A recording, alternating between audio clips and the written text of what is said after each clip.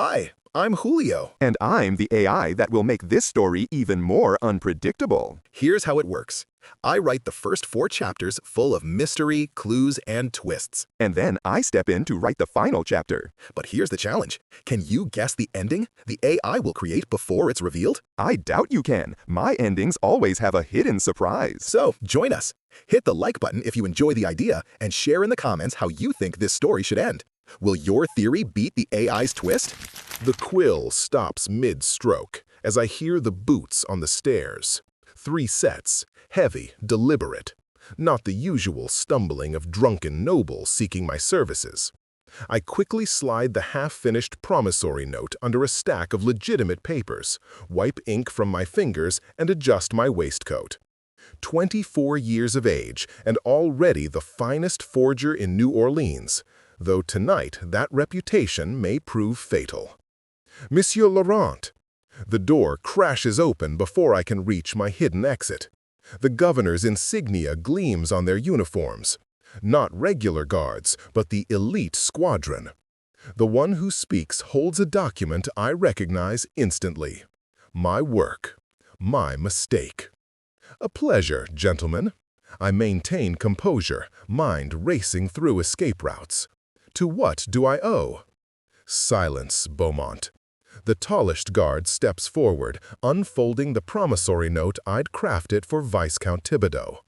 Explain how the Viscount's signature appears identical on both the sale of his plantation and the loan papers dated the same day, when he was demonstrably in Baton Rouge. My heart pounds, but I force a lazy smile. Perhaps the Viscount employs his own forger. Many nobles do. The room constricts around me as they advance. Through the window, I glimpse torches in the courtyard below. More guards. A fine theory. The leader produces iron manacles. One you can elaborate upon from the Cabildo prison.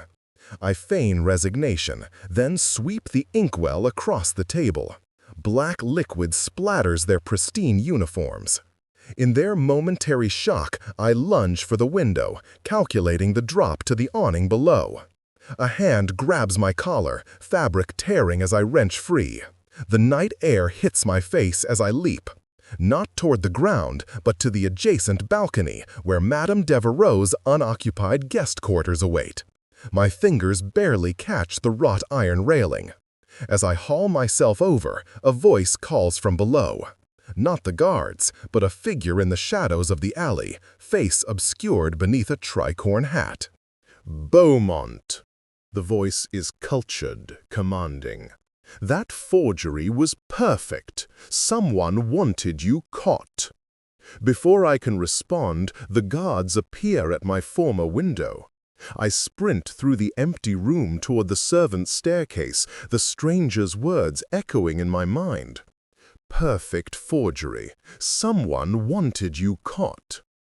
But who, and why now, when I'm so close to the biggest scheme of my short career, one that would finally let me leave a mark on this city that sees me as nothing but a clever criminal? Footsteps pound behind me as I descend into the fog-shrouded streets of the French Quarter, the night suddenly alive with dangers far beyond mere arrest. The rain starts as I duck into Madame Laveau's tavern, a place where information flows as freely as the watered-down rum.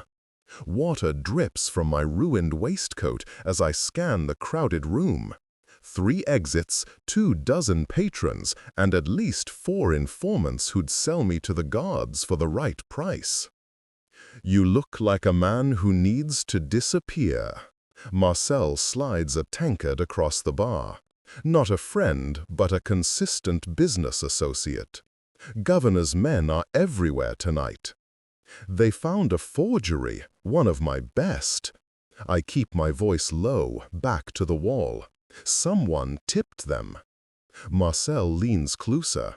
Word is, Thibodeau himself delivered it personally to the governor this morning. Impossible! Thibodeau commissioned that forgery. Why would he? Same reason anyone betrays in New Orleans. Marcel wipes a glass with a filthy rag. Money or fear? Often both. A naval officer at the end of the bar catches my eye. He's trying too hard not to look in my direction. New uniform, but worn hands. Not aristocracy then. Self-made, like me, but with legitimate means. He signals the barkeep with 2 fingers, the sign for Marcel's special reserve. Interesting. Beaumont. A woman's voice behind me, soft but sharp.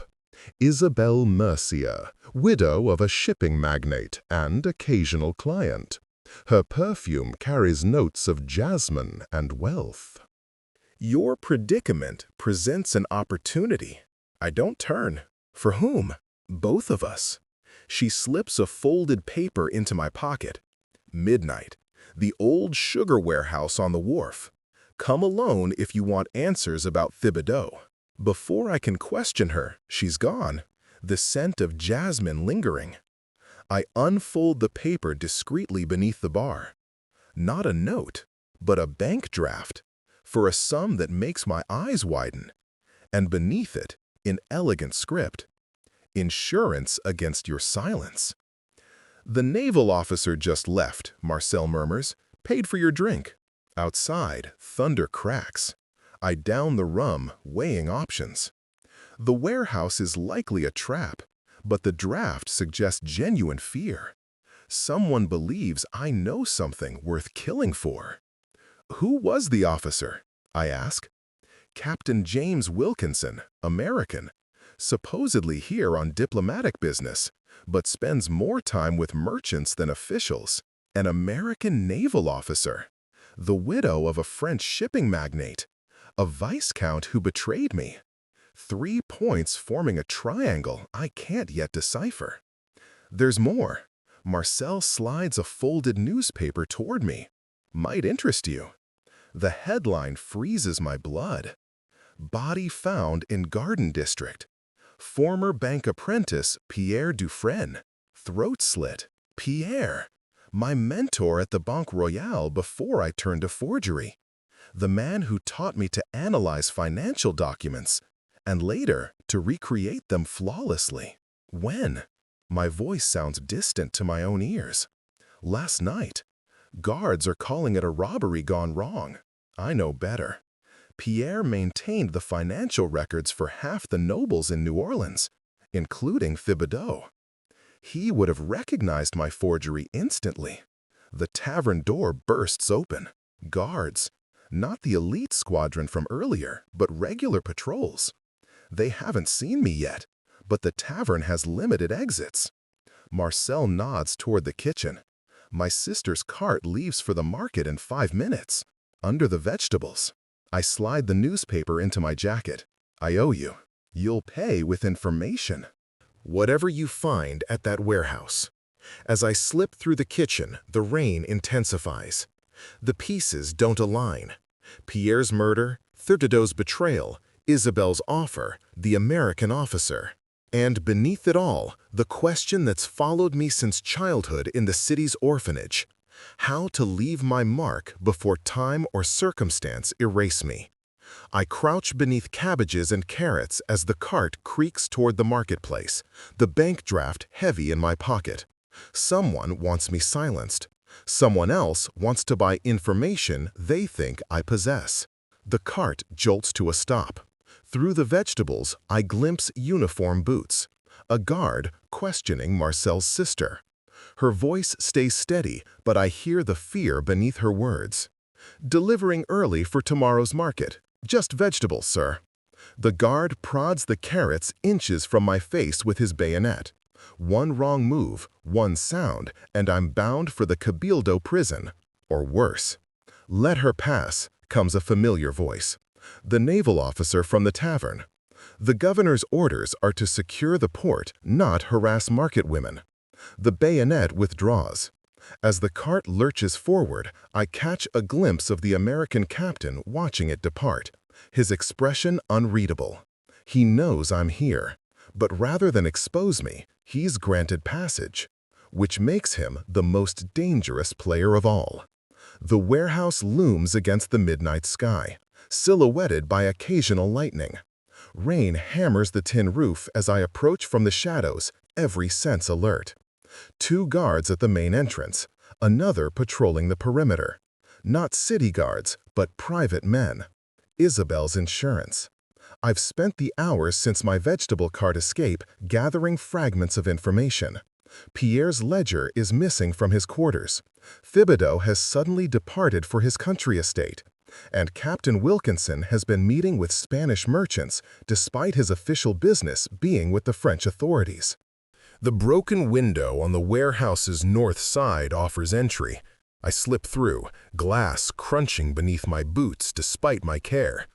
The interior stretches vast and dark, molasses barrels stacked like sentinels. The air reeks of sugar, mildew, and salt from the nearby Mississippi. Punctual, despite your circumstances. Isabel emerges from behind a column, lantern low. She wears men's breeches beneath her cloak. Practical, not fashionable. I wasn't certain you'd come. Your bank draft was persuasive. I maintain distance, noting the pistol partially concealed in her belt. Though I'm curious why the widow Mercier would pay a known forger so handsomely for silence about matters unknown to him. She studies me, lamplight catching the angles of her face. Unknown? Then why did Pierre visit you 3 days ago? Why did he show you the ledger? The question strikes like a physical blow. Pierre had indeed visited, ashen-faced and trembling. He'd shown me entries in a leather-bound book, asked my opinion on the handwriting, but he'd taken the ledger with him when he left. He wanted verification on signatures. I offer this partial truth cautiously. He believed someone was manipulating accounts. Not someone. Everyone. She steps closer, eyes hard despite her beauty. Every major merchant house in New Orleans has been systematically falsifying shipping manifests for months. Cargo declared as French wines and textiles is actually Spanish military supplies. My mind races. Impossible. The customs inspectors are paid handsomely, as are the harbor master, 3 judges, and apparently your friend Pierre, until he developed a conscience. And now he's dead. I connect the pieces aloud. But why expose this to me? I'm hardly the city's moral authority. A sound from above. Footsteps on the catwalk. Isabel extinguishes her lantern instantly. Because, she whispers, you created the system they're using. The accusation lands like ice in my veins.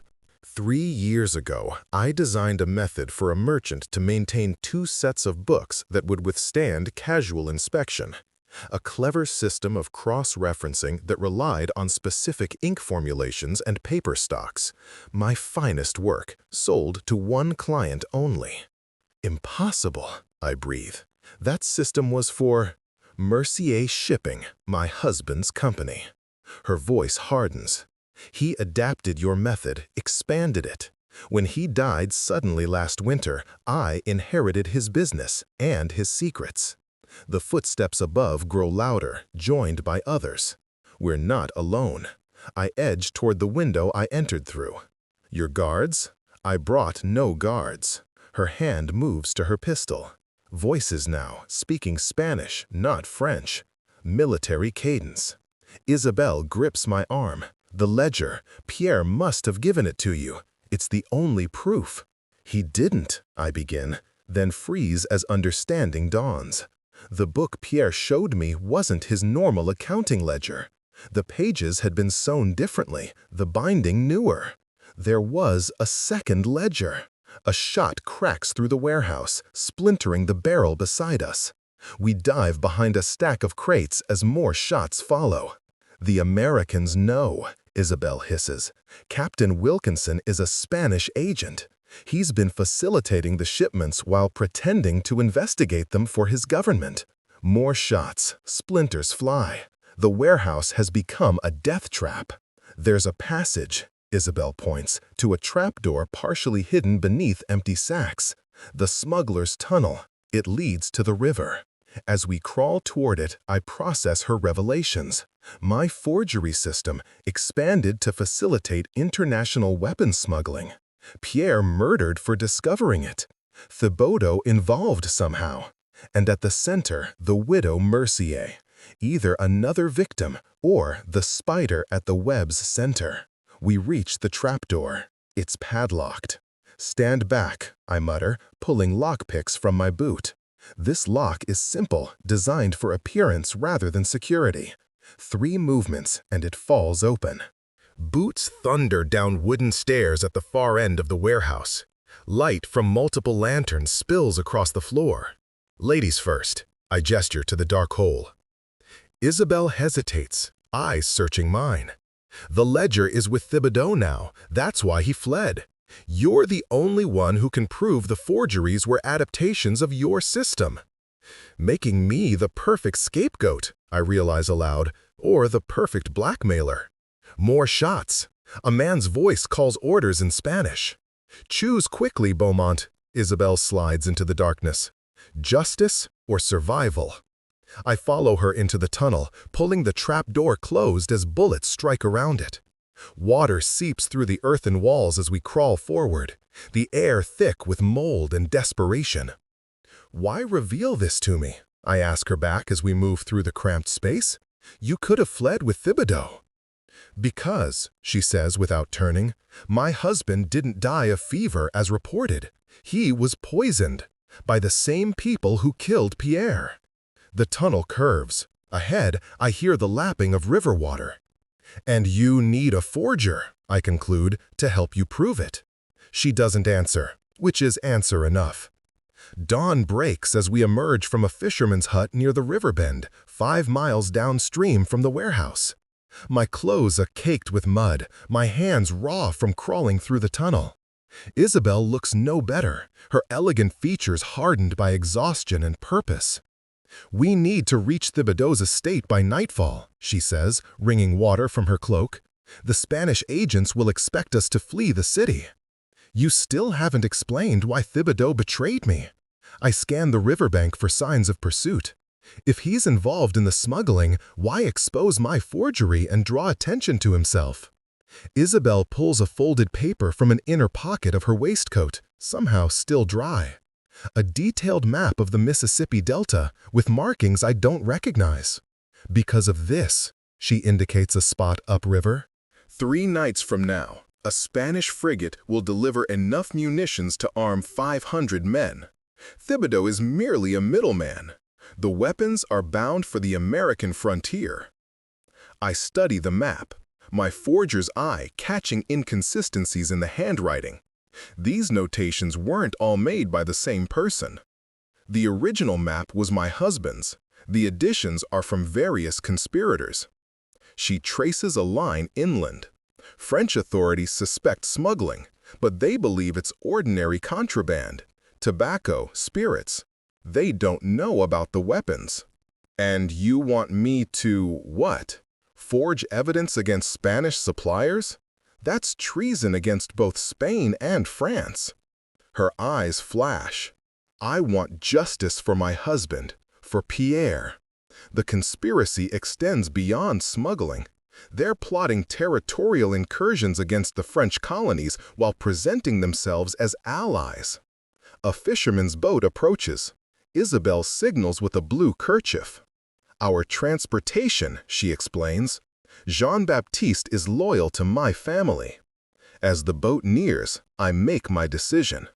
I'll need proper inks, papers, and at least 6 hours with the original ledger to create convincing evidence. "Then you'll help?"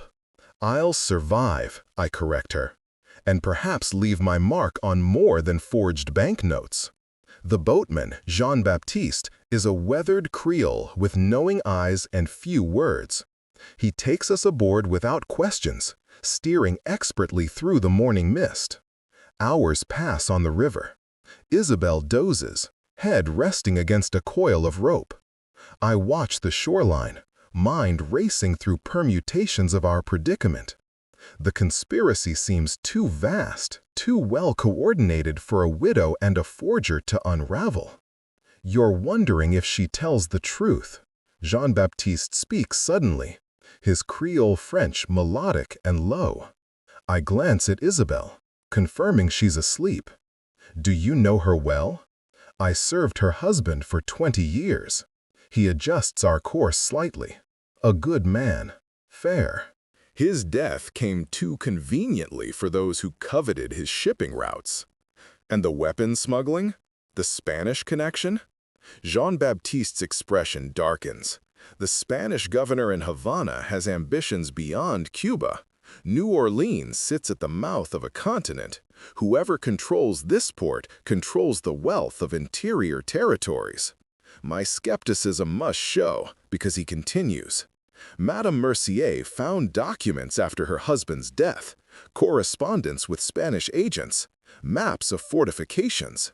She showed them to Pierre Dufresne at the bank, seeking advice. And now Pierre is dead, I finish, which suggests her story has truth. The boatman nods, then tenses, pointing downstream. Another vessel approaches rapidly, a patrol boat flying the governor's colors. They found us already, I mutter. Jean-Baptiste shakes his head. Worse, that's not a regular patrol. Those are the governor's personal guard. I recognize the insignia now, the same elite squadron that tried to arrest me at my quarters. Isabel stirs, instantly alert. Change course, she orders. There's a tributary ahead. Too late, Jean-Baptiste cuts in. They've seen us. The patrol boat signals for us to heave to. 5 guards stand ready, muskets aimed. We surrender, Isabel calls, surprising me. We are simple travelers.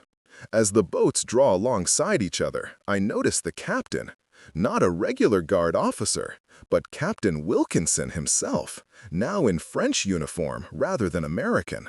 The disguise is expert, but I never forget a face. Madame Mercier, he greets her with mock courtesy. And the forger Beaumont. What fortunate happenstance. American naval officers have no authority here, I challenge, watching his reaction. His smile doesn't waver. Quite right. Fortunately, I hold a commission from Governor Carondelet himself. He produces a document bearing official seals. Your forgery skills are impressive, but mine have proven more useful. Isidel steps forward. You're no American. Your sabiente inteligencia. I am whatever serves my purpose. Wilkinson gestures to his men. As are you, madame. Or should I say, Agent Mercier del French Ministry? The revelation strikes me like physical blow. I turn to Isabel, whose expression confirms Wilkinson's accusation. You sad me, manage through clenched teeth. As did your friend Thibodeau, Wilkinson interjects, who, I'm afraid, won't be meeting you at his estate. He's already provided us with Pierre's ledger and named you as the architect of the entire smuggling operation. The world tilts beneath me. I've been maneuvered like a chess piece by players whose game I'm only beginning to enter. Enough talk. Isabel suddenly lunges at Wilkinson. In the same moment, Jean-Baptiste rocks our boat violently. I seize the distraction to dive into the murky river, bullets piercing the water around me. The current is stronger than expected, dragging me downstream as I swim beneath the surface. When I finally surface for air, the boats have disappeared around the bend. Swimming to shore, I collapse on muddy banks, lungs burning. A shadow falls across me. I look up to see the impossible. Viscount Thibodeau himself, holding a flintlock pistol aimed at my heart. "Hello, Beaumont," he says quietly. "I've been expecting you." The rain drips from the brim of my hat, pooling in the crevices of the cobblestones. I stagger back from the riverbank, breathless, with one thought racing through my mind. I'm still alive. But for how long? The Viscount stands before me, calm yet menacing, his pistol unwavering. "Thibodeau," I manage, feeling the weight of the world pressing against me. "What do you want?" He glances around, ensuring we're alone in this shadowy enclave. "You've caused quite the stir, Beaumont. I didn't expect you to be so resourceful." His smirk sharpens. "But I suppose that's your talent." "Cut the flattery. What's your game?" I take a step back, gauging my options. To run, to fight, or to negotiate. All options seem futile against the barrel of his gun. "I'm merely protecting my interests," he replies, lowering the gun slightly but not holstering it. "You've stumbled into something far larger than yourself.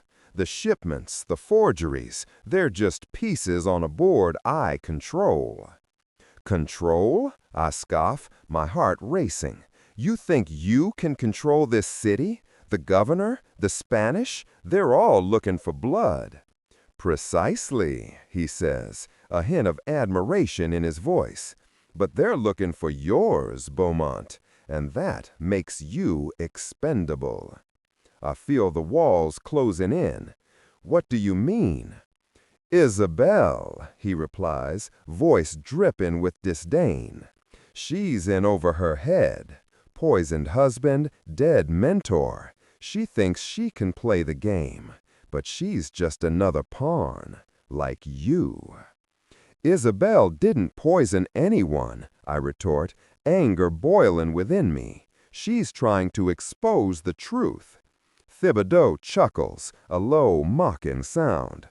"Truth? In this city? You really are naive. The truth is just a weapon, and you're about to be its next casualty." I glance over my shoulder, way in the distance to the river.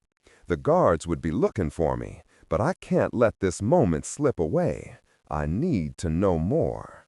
"What do you have on her? What's your leverage?" His eyes narrow. "You really don't understand, do you? The ledger Pierre had, it's a ledger of all the players, including you. Every forged document, every shipment. She's implicated, and you'll be the one to take the fall." A sudden rush of understanding floods my mind. "You're using me as a scapegoat," I say slowly. "You set me up." Thibodeau nods, a calculating gleam in his eyes. "And you're so good at playing the role. The forger who didn't know he was being used. You'll be the perfect distraction while I slip away with the real prize."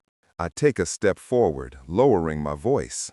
"What if I could turn the tables? What if I could expose you?"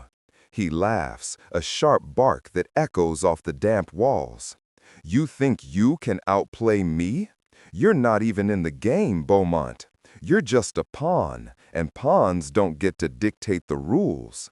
"I may be a pawn, but I'm one with a few tricks up my sleeve," I challenge, adrenaline coursing through me. "And you underestimate the chaos a single piece can create." Before he can respond, I turn on my heel and bolt toward the river. I hear his footsteps echoing behind me, the sound of desperation and betrayal. I dive into the murky water, pushing against the current, feeling the weight of the night pressing down on me. As I swim, thoughts swirl in my mind. Isabel's warning echoes, and the pieces start to fit together. Thibodeau's betrayal, the ledger, the American captain, Wilkinson.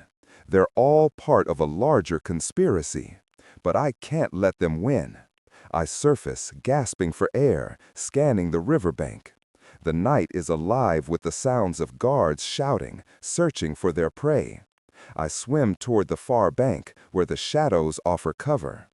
Climbing out, I shake off the water, my heart racing. In the distance, I see the lights of the city. I have to find Isabel before Thibodeau does. She's the only one who can help me piece together the truth. I sprint through the narrow alleys, avoiding the main streets where guards patrol. The rain has turned the cobblestones into a slick hazard, but I navigate with practiced agility. My mind races as I think through our last encounter. She was scared but determined. There must be something she knows that can turn this situation around. Finally, I reach Madame Mercier's estate, soaked and breathless. I pound on the door, heart hammering in my chest. It's not long before Isabel answers, her eyes wide with fear. "Beamont, you made it!" she exclaims, pulling me inside and locking the door behind us. I ran into Thibodeau, I say, urgency bubbling over. He's been playing us both. He knows about the ledger, about everything. Her face pales. What did he say? That I'm the scapegoat, that he'll pin everything on me, I explain quickly, glancing out the window to ensure we're not followed. But it's worse than that. He's involved with the Spanish. He's using the shipments to undermine both governments while playing us against each other. Isabel's expression hardens. Then we can't let him win. We need evidence, something concrete to expose him. Then we need that ledger, I reply, my resolve solidifying. If we can find it before he does, we can turn the tide. What if he's already hidden it? She asks, worry etched in her features. He's always been 2 steps ahead. Then we'll have to be faster, I say, determination surging through me. We need to confront him before the shipment goes through. If we can catch him off guard, we might just turn the tables. Isabel nods, her expression shifting from fear to fierce determination. Then we move tonight. We gather every ally we can find. If we can't rely on the law, we'll create our own justice. Agreed, I say, feeling the weight of purpose settle on my shoulders. We'll gather what we can, and then we'll break into his estate. If he's hiding the ledger, we'll find it. As we prepare, the rain begins to taper off, leaving a stillness in the air. I feel a surge of adrenaline, knowing we're stepping into dangerous territory. But for the first time in a while, I feel in control. With our plan set, we move through the city, gathering our allies. Marcel, who has his ear to the ground, Jean-Baptiste, who knows the waterways, and a few others who owe Isabel favors. Each person adds a piece to our puzzle, bringing us closer to the truth. As the night deepens, we gather outside Thibodeau's estate, cloaked in shadows. The guards stand vigilant, but I know our advantage lies in the element of surprise. "Are you ready?" Isabel whispers, her eyes fierce. I nod, heart pounding. Let's end this. We slip toward the estate, moving silently. As we approach the back entrance, I pull out my lockpicks. The door clicks open, and we slip inside, the darkness wrapping around us like a cloak. Every creak of the floorboards sends a shiver down my spine. I lead the way, heart racing as we navigate the dimly lit corridors. We're nearly there, the study where Thibodeau keeps his secrets. But as we reach the door, I freeze. Voices filter through the wood, unmistakable. Thibodeau and Wilkinson discussing plans. "Tonight's shipment is crucial," Thibodeau says. "We can't afford any mistakes." "Agreed," Wilkinson replies, his tone smooth. "But we must ensure Beaumont is out of the picture first. He's too clever for his own good." I exchange a look with Isabel. We have to act now. With a swift motion, I push the door open and step inside, weapon drawn. "You're not going anywhere." Both men turn, shock on their faces. Thibodeau's expression shifts to a mask of anger. "You fool! You have no idea what you're interrupting." Wilkinson's gaze sharpens, evaluating the situation. "You think you can play hero? You're outmatched."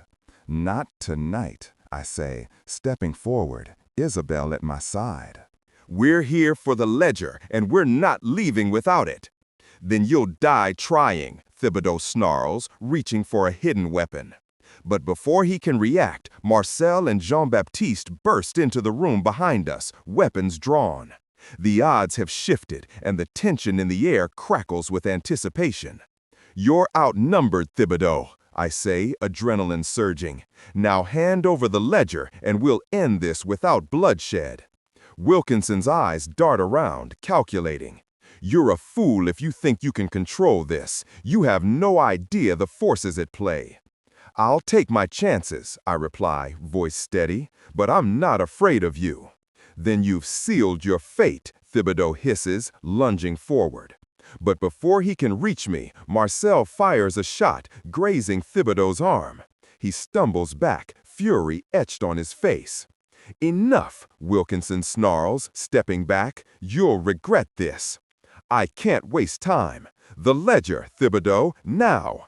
With a defiant glare, he reaches into his coat and pulls out the ledger, tossing it across the room. You'll wish you hadn't crossed me. I catch it, heart racing. As I open the pages, I feel the weight of the truth within. This ends now. With one swift motion, I pull out a piece of paper and begin to write, the ink flowing as I pen a confession that will expose the entire conspiracy. The truth is finally within reach, and I won't let it slip away. The darkness of the room feels like a storm brewing, but for the first time, I see a glimmer of hope. Justice is within our grasp, and I refuse to let fear dictate my fate. The night may be long, but the dawn is coming, bringing with it the promise of a new beginning. And as I write, I know, this time, I'll leave my mark on this city, one forged in truth.